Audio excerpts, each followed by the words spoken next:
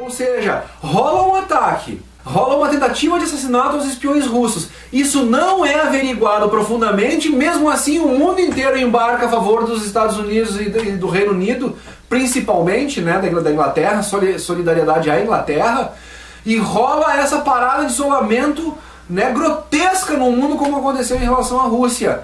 E aí a gente vê a Rússia de novo sendo os primeiros a começarem a liberar as informações sobre os OVNIs, sobre a questão que nós estamos sendo visitados. Então, juntando tudo isso, né, eu começo a pender, eu começo a ficar inclinado a realmente acreditar que os russos estão do lado bom da coisa toda. O Yuri tinha me dito isso já há muito tempo atrás e eu fiquei, pô, mas será que o Yuri está certo? Que o Putin estaria do lado bom da coisa? Porque até então me parecia que ele estava junto com os que queriam governar o mundo. E é por isso que eu digo, é tanta informação daqui e dali que é difícil nós se posicionarmos de forma... Então muita coisa pode vir à tona, e esses caras têm uma habilidade em jogar uma desinformação, e mentir, e nos enganar. Isso vem acontecendo há muito tempo atrás, que é realmente difícil, né? Então, por isso, antes de tomarmos posição baseado só nesse episódio Síria que aconteceu agora, a gente tem que ver todos esses outros depoimentos que estão acontecendo, essas denúncias que estão acontecendo, e a gente vai começar a chegar à conclusão de que o plano Illuminati, ou seja qual a denominação que vocês quiserem dar a essa pseudo-teoria da conspiração, porque pseudo-teoria, não pseudo-conspiração, pseudo-teoria, não é uma teoria, está aí mostrada, né? Então quando tu começa a ouvir os depoimentos do David Icke, que fala da Monsanto, que falam, mas o que tem a ver a produção de alimento, o que tem a ver a grande crise hídrica do Colorado, né? Gente, assistam os documentários e comecem a juntar os fatos.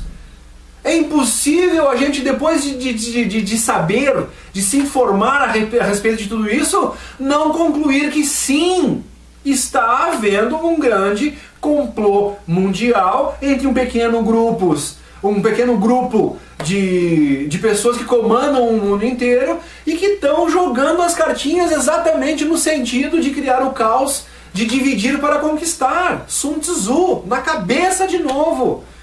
A gente vai ter que falar de novo da história de Babel, quando os deuses começaram, os semideuses, né, melhor dizendo agora, com o conhecimento que a gente tem, começaram a ficar inquietos com a possibilidade de fuga de seus comandados lá, que seria o Marduk e a sua... Né, embora Marduk é filho de Enki, né, pela mitologia suméria, lá dos Anunnakis. Então é muita coisa pra gente botar no meio desse bolo para tentar entender o que está acontecendo. Torre de Babel, dividir para conquistar. Sun Tzu, a arte da guerra. Entendeu? E aí, é tudo loucura, é tudo viagem? Não tem conexão nenhuma entre isso? E daí de novo, e a gente aí junta tudo isso aqui no final de Terra Global ou Terra Plana. Tem o domo ou não tem? Estamos aprisionados ou não estamos? Matrix, 3 filmes. Matrix, a Ilha e o Show de Truman. E aí, é pura ficção? Pura ficção?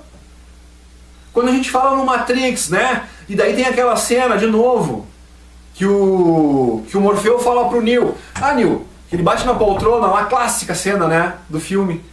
Então, tu tá dizendo que isso é real por quê? Porque tu pode cheirar, tocar, ver e ouvir e sentir?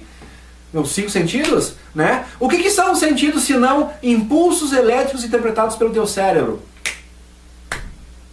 O que dizer do experimento da dupla fenda, onde foi provado que o elétron ele é onda ou matéria de acordo com o observador?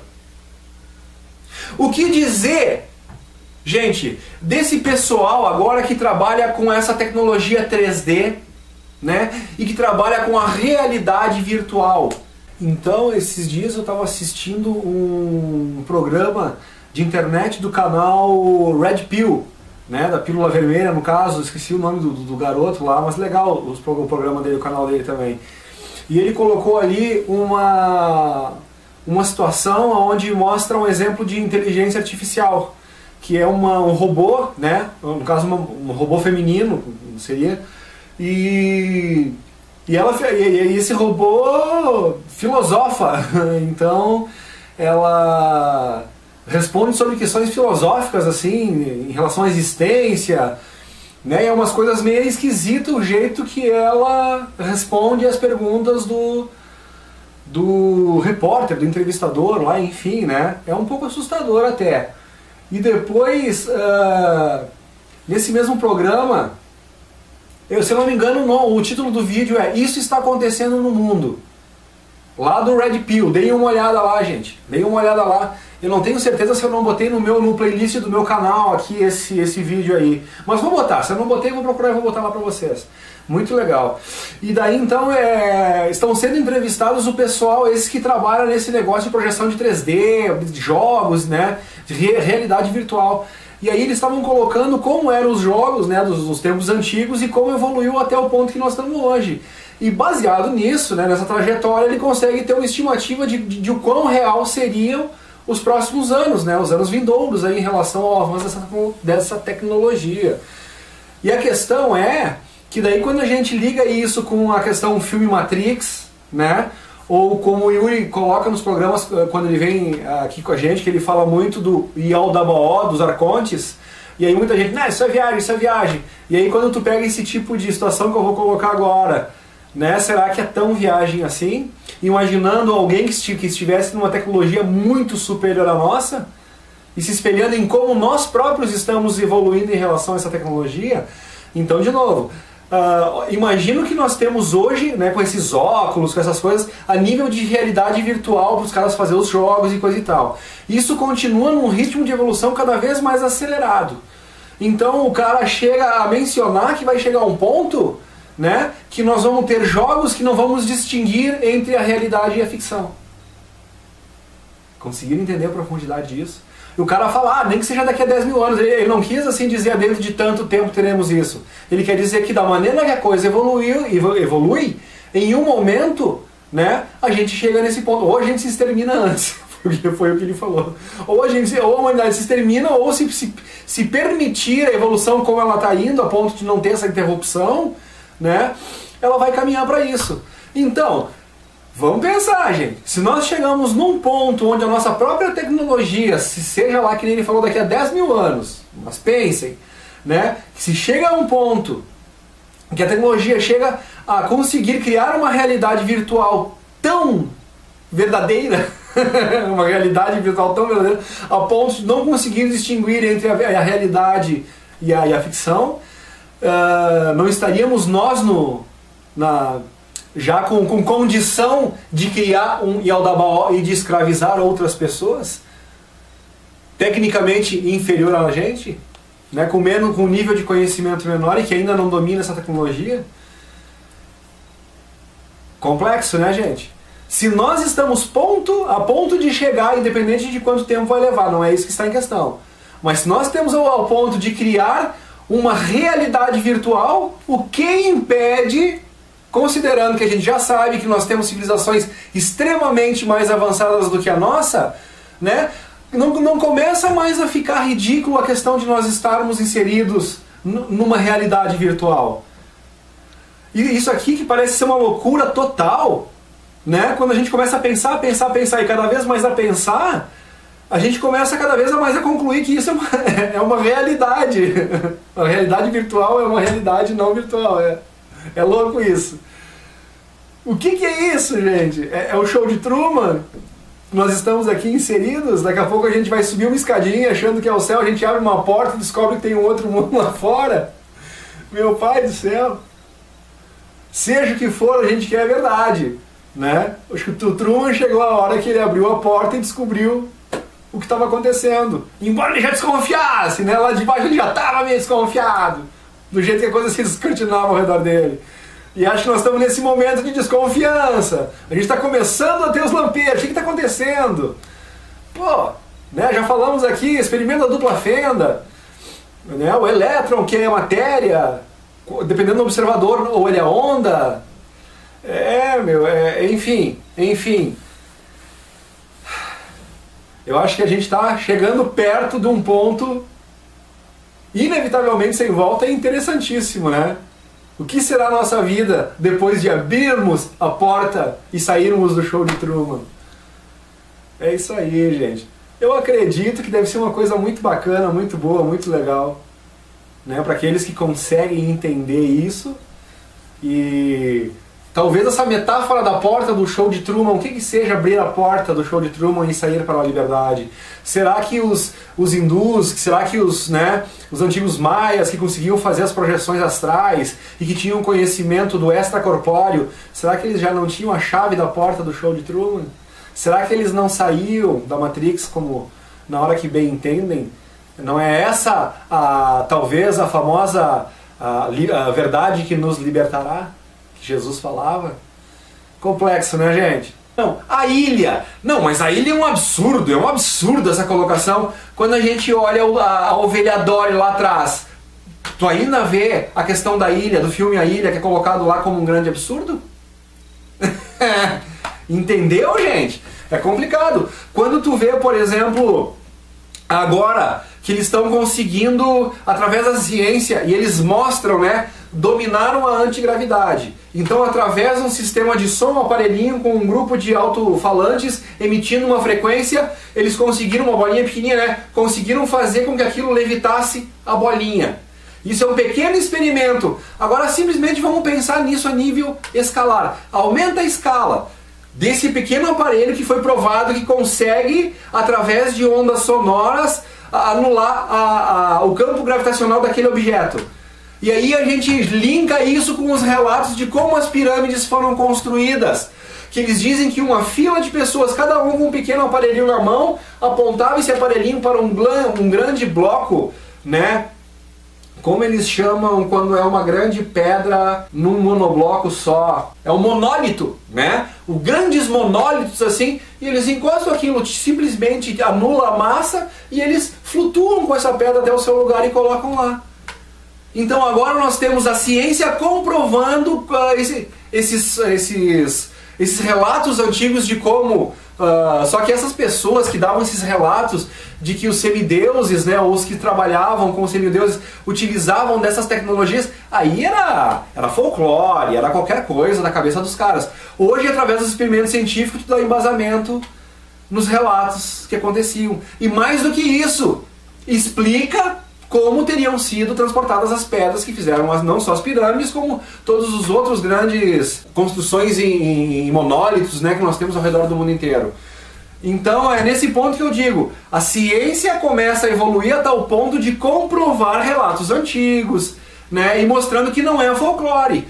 Então, há que se observar, tudo que se fala da mitologia védica, por exemplo, se a Guerra dos Semideuses aconteceu de fato, que é narrado no Mahabharata, né? E que é comprovado através dos achados encontrados lá em Mohenjo-Daro, que são as rochas vitrificadas, o alto nível de radiação, os esqueletos calcinados, né? Por que os urubus não atacaram aquelas carniças, né? E que vento maligno que continuava matando as pessoas, se não o vento radiativo, né, que é narrado lá. Então, gente, cada vez mais ciência atual, arqueologia atual comprovando fatos. E aí, como é que tu vai dizer que essa parte do Mahabharata é verdadeira e o resto é mentira? Então, se a Guerra dos Semideuses é fato, por que não será fato tudo atribuído às Vímanas e às outras coisas todas? Tu entende? Então a coisa começa a apertar de tal forma que não tem mais como a gente tratar isso como viagem. É coisa muito contundente, gente. Tá? Então, voltando aqui para essa situação que se descortina agora, lá na Síria e no Oriente Médio, né? Que é milenar, aliás, né? Essa confusão que tem lá. Então, gente, ó, pra mim, de acordo com tudo que a gente aprendeu agora, e a gente acaba sendo muito tangencial, a gente começa a divagar demais, porque são muitos pontos que levam a uma mesma conclusão. Então tu vai lá, tu estuda a história da guerra, a história dos países, tu estuda a questão da máfia acionista, lá como começou o controle econômico, né, o Priorado de Sião. Quando tu começa a estudar um pouco da história da guerra, quando tu descobre sobre o Henry Yagoda, quando tu descobre os acobertamentos dos assuntos OVNIs, quando tu descobre o que está sendo feito nesse momento em relação à alimentação no mundo, em relação ao controle das energias, dos combustíveis. Então quando tu junta tudo isso aí, não tem mais como tu fugir, né, aqui tu tem todo o embasamento concreto científico de sim, existe uma conspiração. E como lidar com tudo isso? Então, os próximos passos agora serão muito importantes, né? Então, que fique claro às pessoas a possibilidade, né, dessa questão do falso ataque, haja visto o que já aconteceu, haja visto que muito tem na internet sobre o próprio falso ataque do World Trade Center. Eu tenho aqui a farsa do World Trade Center, deve ter lá meia dúzia de visualização também. E, no entanto, são programas que eu coloco para instigar as pessoas. Eu não coloquei todos os depoimentos dos bombeiros, dos soldados, né, que invadiram o World Trade Center, adentraram, melhor dizendo, logo depois que os aviões bateram lá em cima, e eles relatam das explosões que aconteceram lá embaixo, ou seja, tinha explosivos para que garantissem que o atentado fosse bem sucedido, e esses explosivos não foram colocados pelo pessoal da Al-Qaeda, como eles falaram. É constatado agora que o Bin Laden foi um grande bode expiatório nessa história toda, entendeu? Então, pessoal, é escabroso, é difícil entender. Só a probabilidade que eu vejo, de acordo com tudo que eu tenho aprendido nos últimos anos, é de que essa coalizão Estados Unidos, França e Inglaterra são a coalizão do mal, são os controladores. Se eles estão se opondo dessa forma, levando o mundo inteiro a acreditar que os russos são os errados da história, é porque provavelmente os russos estão do lado certo da coisa toda. Mas isso a gente vai ter que, né, esperar um pouquinho mais para entender. Só que é difícil, pessoal. Então, quem tem mais informações sobre a Segunda Guerra, sobre os motivos, sobre como se descortina os bastidores dessa coisa toda, sobre o falso ataque, né, que o Colin Powell veio a público falar falsamente, né, embora ele não soubesse, embora ele estivesse sendo uma vítima do sistema também, mas foi lá. E aliás, a respeito disso, vocês lembram aquela cena do Independence Day, onde o presidente americano é apresentado a nave que eles tinham escondida, e daí eles dizem, e o presidente diz, mas como que eu nunca fui informado a respeito disso? E aí o cara lá diz, para que você mentisse com mais convicção. Entendeu? Olha aí de novo os filmes nos mostrando o que realmente acontece na realidade. Muita atenção nos bastidores disso aí. Não vejam os Estados Unidos como salvadores do mundo, é justamente pelo contrário, né? É só a gente ver os discursos do Trump, vou atacar, não vou atacar. Esse cara fica brincando com os nervos do mundo. Imagina se nós ficamos apreensivos aqui no Brasil, né, longe disso tudo. Imagina os países envolvidos diretamente com tudo isso, e os próprios americanos de bem e que sabem dessa palhaçada toda que o presidente dele está fazendo e que vai atrair as atenções para quem? Se os americanos começam a mexer aqui, mexer com outros, resolvem despertar a ira e o pessoal começa a jogar bomba nos americanos, quem é que vai sofrer com isso? O presidente? Os milionários com seus bunkers? Quem é que realmente vai tomar? Quem é que realmente vai sofrer das consequências físicas de um contra-ataque? O povo americano. Os que não têm dinheiro para se enfiar dentro dos bunkers. Entendeu? Então o buraco é mais embaixo, gente. Muita oração. A gente tem que saber de tudo isso e usar tudo isso justamente para entender que é toda uma forçação de barra nos levando a baixar o padrão vibratório, e é justamente por isso que nós temos que lutar no sentido inverso.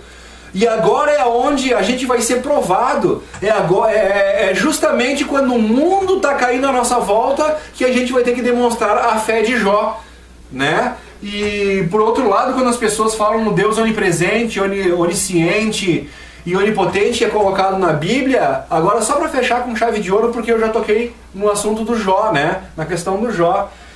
Quem lembra?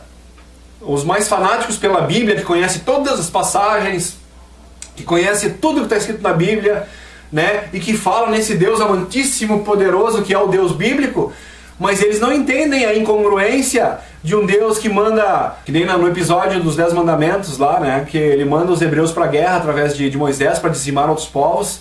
Que Deus é esse que tem que mandar o povo para a guerra? Que Deus é esse que manda Abraão enfiar uma faca no filho para provar a sua fidelidade a Deus? Cadê a onisciência de Deus nesse episódio? Cadê a onipotência desse Deus bíblico? Né? No momento que ele tem que guiar o seu povo hebreu, né, daquela forma miserável por 40 anos no deserto, sofrendo que nem os cavalos, para que eles entendessem alguma coisa que Deus queria que eles entendessem. Cadê a onipotência de Deus nesse sentido para simplesmente jogar um raio lá? Não, então eu vou tirar todo o mal de vocês, vocês não precisam passar por toda essa provação. Cadê a onipotência de Deus nesse sentido? Cadê a onisciência de Deus no sentido de que ele precisa lá mandar o cara enfiar a faca e quando ele vai enfiar, tá, agora eu vi que tu tá do meu lado.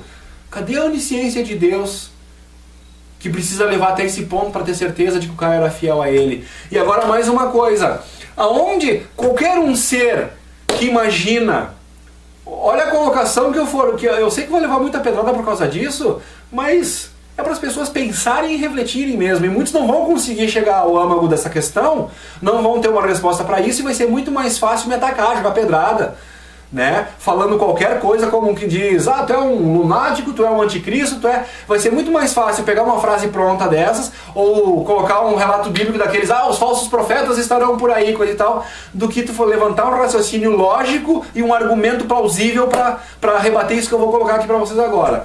Muitos de nós temos bichos de estimação em casa. Esses bichos de estimação nós amamos, né, o nosso cachorro, o nosso peixinho de aquário, o nosso periquito, a nossa cobra, o nosso camaleão, seja o que for o teu bicho, né? Mas, Luciano, por que tu tá falando em Deus, em Jó e agora tu fala num bicho de estimação? Ok, vamos fazer uma pequena alusão. Então não vamos colocar bicho de estimação, vamos colocar o filho, o nosso amado filho, como pai, falando como pai. E vocês vão entender o que eu estou querendo dizer. Eis que no episódio de Jó, o diabo vai lá e diz, não, ele só te ama por causa que tu dá tudo para ele. Tira tudo dele e vamos ver se ele continua te amando. Aí Deus topa o desafio do diabo e faz o que faz com Jó, para mostrar que, gente, vamos usar um pouquinho de discernimento, um pouquinho de massa cerebral que nós temos e vamos fazer uma alusão comparando Deus a nós, meros mortais, que muito longe da divindade estamos, né? Pois bem, nós, agora coloca essa seguinte situação, ok? Você está ali, de novo vou cair no bichinho de estimação. Tu tá com o teu cachorrinho amado, aí vem o teu vizinho e diz pra ti, esse cachorro só gosta de ti porque tu dá comida pra ele todo dia. Começa a chutar o teu cachorro, começa a maltratar o teu cachorro, e vamos ver se ele vai continuar gostando de ti. Aí eu pergunto, qual é o cara que realmente ama o seu bicho de estimação, que vai submeter o seu animal para, vai fazer uma aposta com o seu vizinho para dizer, não, eu vou chutar o meu cachorro, eu vou deixar para ver o que tu tá falando. Ninguém em sã consciência vai fazer uma maldade dessa com o seu bicho, concordam comigo? Todo mundo vai dizer pro seu vizinho, cara, vai catar coquinho, velho. Eu não vou maltratar o meu animal de estimação por causa dessa sandice da tua cabeça. Eu não vou colocar o animal que eu amo ou meu filho à prova porque tu tá me levantando uma questão dessas. Nós, meros mortais, minimamente racionais, teríamos esse tipo de atitude, né? Com um bicho. Eu quis colocar um bicho de exemplo porque quanto mais com um filho, né? Vem o teu vizinho e diz, o teu filho só gosta de ti porque tu dá amor e carinho pra ele. Começa a maltratar teu filho, joga ele pra fora da tua casa. Joga ele, né, ao relento, sem nenhuma proteção, sem nenhuma... Vamos ver se ele vai continuar. Qual pai em sã consciência faria isso com o seu filho para satisfazer as dúvidas ridículas do seu vizinho? Entenderam o que eu estou querendo dizer? Né? A gente não faria com um bicho, quanto mais com o filho. E nós somos meros seres humanos, mortais, cheios de falhas, longe da divindade, né? Então, quanto mais dizer um Deus onipotente, onipresente, onisciente, que se dispõe a uma apostinha ridícula dessas com o capeta e que submete o seu fiel, aonde está a justiça com a situação do Jó? Entende como não tem cabimento? O Deus que expõe o Jó a tal sofrimento é um Deus insano, é um Deus problemático. Alguém vai dizer, não, é tu que não conhece os propósitos e os desígnios que foram atribuídos àquela... Então me explica, se eu não estou entendendo. Me explica onde está o propósito da faca no peito da criança. Me explica onde está o propósito da onipotência do Deus bíblico. E de novo, pessoal, esse cara é um ateu. Esse cara não acredita em Deus. Não é nada disso que eu estou falando. Eu não acredito no Deus bíblico. Eu não acredito no Deus, porque para mim, o Deus com letra maiúscula, o verdadeiro Criador de todo o universo, ele é onipotente, ele é onisciente, ele é onipresente. Então ele não precisa de artifícios, ele não precisa de um cara enfiando a faca no coração do filho para provar que é fiel, entendeu? Gente, é por aí, não tem como. Então eu quero que vocês derrubem esse argumento que eu coloquei agora para vocês. Os que defendem fielmente que o Deus bíblico é o Deus, que ali é a verdade, que ali é não sei o que, né? Tu não faria isso com o teu cachorro, mas Deus fez com Jó. E Jó era um cidadão exemplar, era um cidadão que nunca cometeu pecado, que sempre andou na linha, então foi justamente o que Deus... desculpe, né? Eu até não vou usar a palavra que eu ia usar, que entre os músicos é muito comum, eu vou usar a palavra ferrou, né? Então Deus vai lá e ferra daquela vida, impõe aquele sofrimento a Jó para mostrar para o diabo que o diabo estava errado, né? Qual seria a atitude esperada de um Deus equilibrado, de um pai amoroso, né? Ô diabo, vai te catar, tu não tem mais o que fazer? Tu acha que eu vou submeter o meu filho a isso para satisfazer essa tua duvidinha idiota? Ô diabo, vai pro teu inferno lá e vai assar pinhão na brasa lá. Tu entende? Aonde não existe congruência no que é colocado ali. No entanto, a gente é acostumado, a gente é doutrinado a ler a Bíblia e dizer, não, essa é a inspiração divina, essa é a verdade, esse é o Deus. Não, mas não tem congruência, a gente não consegue entender. Não, tu não consegue entender porque os desígnios de Deus são realmente difíceis de serem compreendidos. Ok. Cada um com as suas perspectivas em relação ao que é colocado e anunciado. Entendeu? Então eu acredito na verdadeira força criadora, eu acredito num Deus supremo que é bom, né? Que é onisciente, onipresente e onipotente, e que sinceramente, ao meu conceito de bondade, não deve estar muito feliz com o rumo que a humanidade está tomando neste momento. Ok, gente? Então fico por aqui, acho que tinha dito isso quase há meia hora atrás, vê como a gente entra no assunto, né? Beijo a todos, gente. Beijo a todos. Fiquemos com a grande força da criação, o grande Deus verdadeiro, onisciente, onipresente, onipotente. Que esse consiga iluminar as nossas mentes, que a gente consiga passar por esse momento de tribulação que o mundo enfrenta agora. De novo, é o momento, justamente nos momentos mais aterrorizantes que se apresentam, que é o caso agora com essa possibilidade de uma nova terceira guerra mundial se descortinando aí. Então é exatamente nesse momento onde a gente tem que ampliar a nossa visão, direcionar os nossos pensamentos para o belo, para a paz, para o cordial, para o amigo, para o fraterno, entendeu? E mesmo que o mundo esteja caindo na nossa cabeça agora, é justamente por isso que nós temos que botar mais força num outro foco. Então é por isso que nossos pensamentos, quando a gente bota a cabeça no travesseiro, a gente tem que conseguir visualizar um paraíso saudável, onde as pessoas estão tudo de bem.